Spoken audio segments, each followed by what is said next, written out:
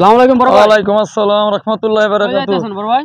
একটু শহরে একটা এনজিও অফিসে স্যারের সাথে দেখা করতে যাইতেছি একটা লোনের বিষয়ে। লোন তুলবেন নাকি? হ্যাঁ, সেরকম একটা নিয়ত করছি। ঠিক একটা আছে, ব্যবসা তুলেন। শুরু লোন করবো নিয়ে তো। এখন তো সবাই অনেক কিছু বড় ব্যবসা বাণিজ্য বাড়ি গাড়ি করতে আছে। ঠিক আছে, হুম। বড় হইতে হলে লোন নিয়ে বড় হইতে, হ্যাঁ এখন আচ্ছা, ছাড়া কোনো ঠিক উপায় আছে, নাই। ভালো। ঠিক আছে। ভালো তো। ভাতিজা আইতাছে, দেখা যায় ভাতিজা কই যাইতাছে এই সময়। আসসালামু আলাইকুম। ওয়ালাইকুম সালাম। ভাতিজা কই যাইতাছ? এই যাইতাছি একটু শহরে এদিকে একটা এনজিওর অফিসে স্যারের সাথে একটু লোনের বিষয়ে কথা বলতে। এই দোকানে একটু মাল উঠবো তো, একটা ব্যবসা করবো তো। লোন মানে লোন বুঝলাম না, এই যে মানে এনজিও বুঝায় কও। ওই যে মানে কিস্তি দেয় না, কিস্তি দেয় না। হ্যাঁ, কিস্তি, এটা তো আমি টাকা নিলে পরে। সুদের উপর টাকা উঠাই হ্যাঁ, এরকম সুদ বলে না, ওটা এনজিও অফিস থেকে একটা লোন নেওয়া হয়। লোন সুদ আছে না? হ্যাঁ, কিছু বাড়তি টাকা তাদেরকে দিতে হয়। বাড়তি এটা মানে সুদ না? তো কি আমি মূল যা টাকা নিব তারপরে বেশি দিলে তো এটা সুদই হবে। আমরা সুদ বলি, কিন্তু এদেরকে সুদ বলে না, ইন্টারেস্ট বলে আর কি। ইন্টারেস্ট। এই যে এই ভাষা আর কি। মানে এই পেঁচিয়ে গুছিয়ে খাওয়াটাই, মানে যেভাবে হোক তুমি যেভাবে খাও কিন্তু সুদ হইতাছে। হ্যাঁ, সুদ, সোজা কথা। এনজিও অফিস মানে ওটা লোকের সুদের দোকান।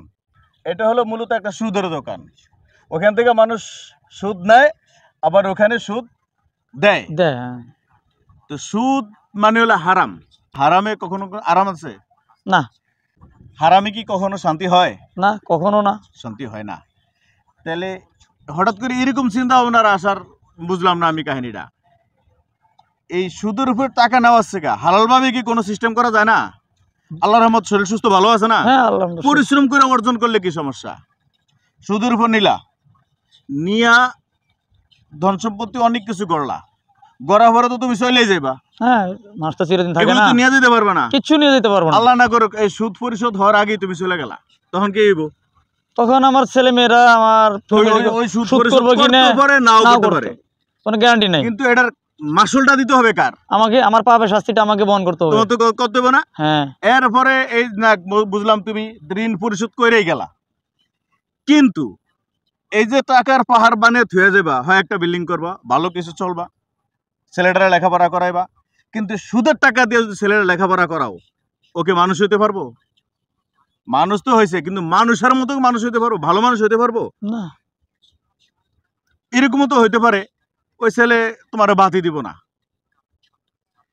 হ্যাঁ, ওই ছেলে তোমাকে খাবারই দিব না, তোমার এত কষ্ট করে যে তুমি ওর জন্য করতেছো, তার চেয়ে ভালো এখন আল্লাহর রহমত সুস্থ আছো না? হ্যাঁ, আলহামদুলিল্লাহ সুস্থ আছে। তাইলে সবচেয়ে ভালো হবে নিজের গায়ে খাইটা অর্জন কইরা, উপার্জন কইরা, তারপরে যতদিন আছো দুনিয়াতে ততদিন চলে যাও। একটা কথা মনে রাখবা, এই যে সুদের টাকা যে তুমি আনবা, এই টাকা কিন্তু তোমারই। হ্যাঁ, আমারই। এটা কি বিশ্বাস করো তুমি? হ্যাঁ, এটা আমার। কেমনি বিশ্বাস করো কও তো? টাকাটা, এই যে আমি এর থেকে টাকাটা নিলাম, টাকাটা আমার, কিন্তু পাপটা বহন করতে হবে আমারই। না, আমি বুঝাতে চাইছি এইটা, এই টাকা যদি এই সুদের থেকে তুমি নাও, এই টাকা তোমার কাছে কোন একদিন একদিন আসবে। কিভাবে আসবে? আল্লাহ তাআলা রিজিক কিন্তু মানুষ সৃষ্টি করার পূর্বেই রিজিক সৃষ্টি করছে। হ্যাঁ, এটা সত্য, তাই না? হ্যাঁ। শুনছো না? হ্যাঁ, শুনছি। তাইলে এটা যদি বিশ্বাস করতে পারো, তাহলে আরেকটা কথা শুনো, যে তোমার রিজিকে যেটা আছে এটা তোমাকে ভোগ না করায়া আল্লাহ তাআলা তোমাকে নিবে না, এটা বিশ্বাস করো? হ্যাঁ, বিশ্বাস করি। তাইলে তোমার সুদের থেকে আনতে হবে কে? তোমার টাকা তোমার মৃত্যুর আগ পর্যন্ত এটা তোমার কাছে আল্লাহ যে কোনো ভাবেই হোক তোমার কাছে তোমার রিজিক পৌঁছাবে, এটা বিশ্বাস করা যায়? হ্যাঁ, অবশ্যই বিশ্বাস করি। তাইলে সবকিছু যখন বুঝছো, ওই সুদের দোকানটায় আর যাইবা না, নিজে গায়ে খাইটা পরিশ্রম করবো, আল্লাহ তাআলা বরকত দিব, ওইটাই দেখবা। তুমি ওইটা দিয়ে যা করতা, এমনও হইতে পারে আল্লাহ তাআলা এর চেয়ে বেশি দিতে পারে। হ্যাঁ, অবশ্যই আল্লাহ তাআলা পারে মানুষকে, পারে না? তাইলে ওই চিন্তাধারাটা বাদ দিয়া নিজে হালালভাবে রোজগার করার চিন্তা ভাবনা করো। হালালে সুখ আছে, হারামে সুখ নাই, আরাম নাই। এই যে কইলা যে বাবার ডায়াবেটিস, এমনও তো হইতে পারে তুমি আল্লাহর রহমতে সুস্থ আছো, সুদের টাকা আনবা, আল্লাহ না করুক তোমারও হইলো একটা সমস্যা হইলো, এই লক্ষ লক্ষ টাকা হাসপাতালে দিতে হইব, তাহলে সুদের টাকা এনে লাভ কি?